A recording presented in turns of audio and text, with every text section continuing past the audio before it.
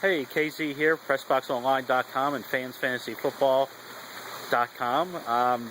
Drafts are over. Hey, congratulations, you drafted a good team. Now what do? Here's just a couple of tips as you navigate through the NFL season. First of all, never panic.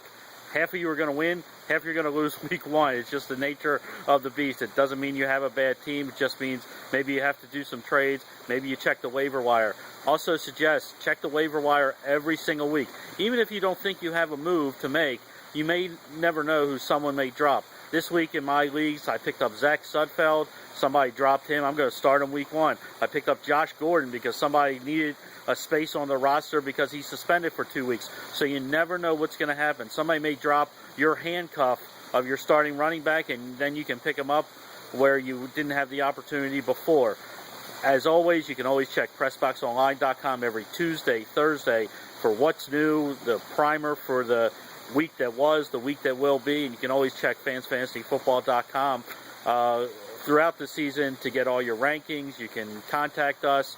You can Twitter us at FansFantasy, and we'll send you a tweet back with all of our thoughts. But enjoy the NFL season. I'm going to give you 3 names to look for just to keep an eye on. One is a defense, Kansas City Chiefs defense. They're lowly ranked. I think they're going to be pretty good. They had 4 Pro Bowlers on that team last year.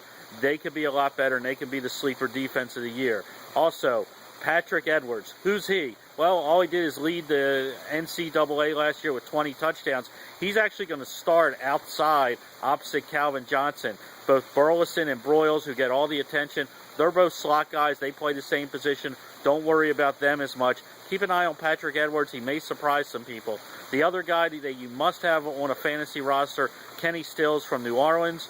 He's going to be the number 3 wide receiver. Not great early in the season, but he's also the direct backup for Marcus Colston. He may be the guy that when Colston goes down with a foot injury or whatever ails him during the year, could be at the majority of the touches that Colston usually gets and most of those targets. Last guy I'm going to remind you of, Stephen Taylor, running back, Arizona Cardinals. Mendenhall is the starter there, but we know how brittle he is. We know how he doesn't like to hit the hole. We know that he's going to miss a couple of weeks. More importantly, they've already announced that Taylor's going to be the short yardage and goal line back, especially in a non-PPR league, a standard league. He could get you some goal line touchdowns real cheap. Okay, that's it for right now. We'll be back every week, maybe once, maybe twice a week. We'll give you some news. We'll give you some notes, highlights, lowlights, tell you who to stay away from, also tell you who to start. But that's it for this week. There shouldn't be many sleepers. You shouldn't have many questions. But if you do, check us out online. Thanks again. We'll see you real soon.